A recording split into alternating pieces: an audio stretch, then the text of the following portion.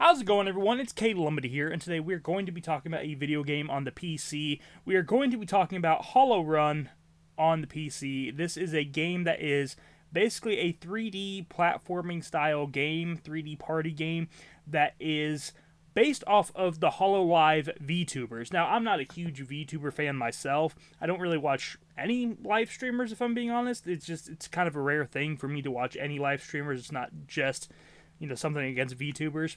But I am familiar with these characters because I do listen to VTuber music. I like the music that a lot of these characters produce, and I think that stuff is really fun. So I'm familiar with the characters, and right off the bat, it lets you select the character as soon as you're going into this game.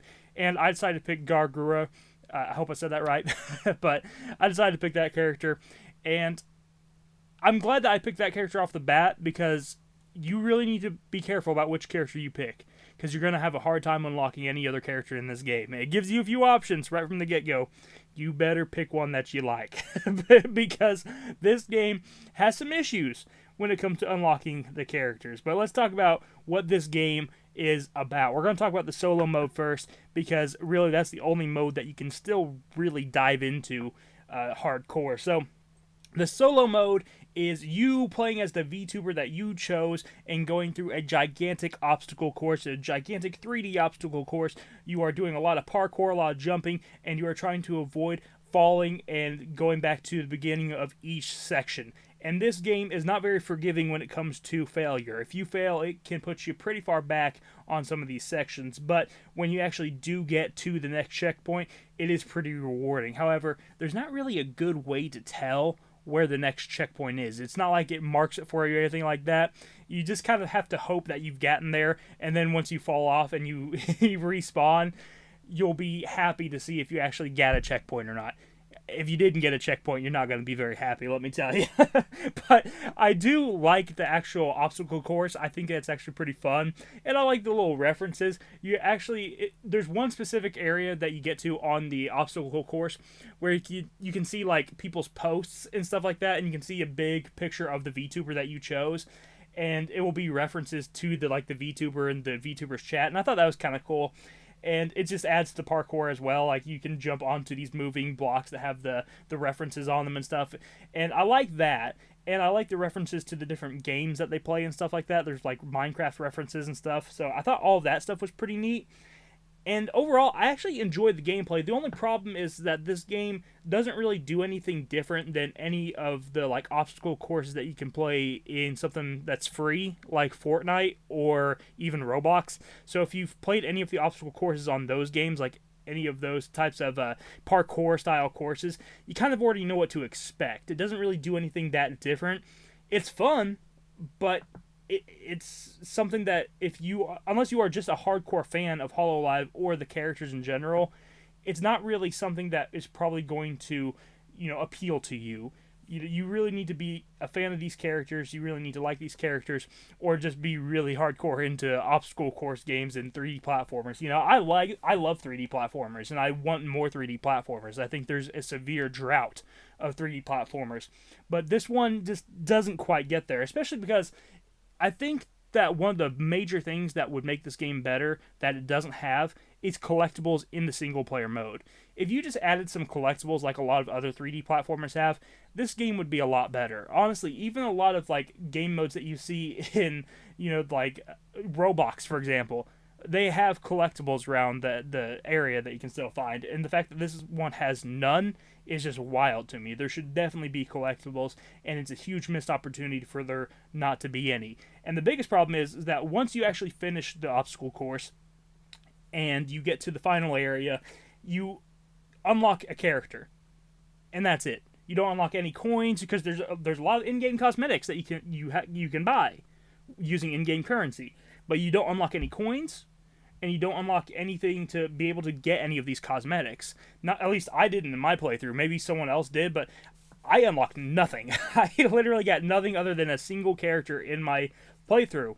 So I thought that was kind of wild, because I put a decent amount of time into a playthrough. It would take like an hour and 30 minutes to get through the actual obstacle course, and I got nothing but one character. I don't know. I just felt like I should have gotten some coins or something to be able to actually purchase some cosmetics for the characters. So I definitely was not a fan of that. And from what I understand, the only way to actually get currency in this game is through the multiplayer modes. So there is a party mode that you can play, and there's also a co-op mode. However, no one is actually online on this game, so you can't own any currency from what I can see. So that is wild. So, like I said at the beginning of the video, you better pick whatever character is your favorite and get used to only playing as that character, because you're going to have a hard time unlocking other characters. So that ain't fun.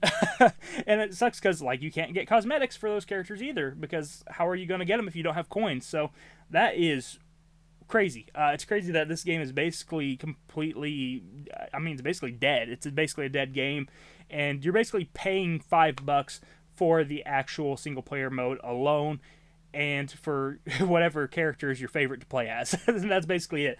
I really wish there was more to do in this game. You can go into the party modes by yourself, but whenever I did it, it didn't give me any coins or anything. It would only let me like test out the different courses, and some of them are fun, don't get me wrong. I enjoyed a couple of the ones I did. Like, there was a boss fight that I could do, and I thought that one was kind of cool. But, you know, if I'm not earning anything, I don't know, I feel like there's not much point in doing them other than just to say that I did them. You know, there's not, like, they're not incredible or anything like that. And if I have to pick between the boss fights or the actual main obstacle course mode, I'm going to pick the main obstacle course mode. So it's kind of disappointing. It's kind of disappointing that there's no one online to play with. It's kind of disappointing that there's no way that I can see to get coins. Like, I played multiple different ways and I didn't get any coins or any in-game currency. So really, I'm kind of stuck with a game that is just a couple of different characters. One that I picked from the beginning of the game, one that I unlocked after an hour and 30 minutes, and basically just doing the same obstacle course over and over again, and with very minimal changes from the characters, from what I can tell at least. So I'm really not a huge fan of this game. It's not something I can go recommend, and it's really sad because I wish I could. I wish that you could pick up in-game currency as just a collectible in the main mode. If they just did that, this game would be a whole lot more worth it. You know, I could actually recommend this game, but unfortunately, I just can't recommend it. I like it, honestly, I do, because I love 3D platformers and I love the anime aesthetic of it. And there's some actually pretty difficult platforming in this game, but it is fun. I really enjoyed it, and I enjoyed the different areas that you have in the single player mode. But without the ability to actually unlock more items, even though the items are actually in the game, you just can't unlock them because you're not able to get coins. And even if you play through the story mode and you unlock a character, it takes an hour and 30 minutes just to do that. Like, that's just it's too hard to recommend this game. It's too difficult to recommend this game, and I cannot in a fair way recommend this game. I think it's an okay game, honestly, but it's definitely something that needed more time to bake. It needed some more time in the oven. It definitely does not feel completely finished. It doesn't feel polished all the way. It needed some more work before it released, and unfortunately, it feels like at this point, the players have basically abandoned it. So I'm going to leave it there. I can't recommend it, but I did enjoy what is there, even though it definitely does not feel finished, and it definitely feels like there could have been a lot more effort put into actually letting players unlock things instead of locking everything behind just multiplayer. But thank you guys for watching. I hope you enjoyed this. If you did, hit the like button, subscribe button down below, and I'll talk to you in the next one. You have a wonderful day. Bye-bye.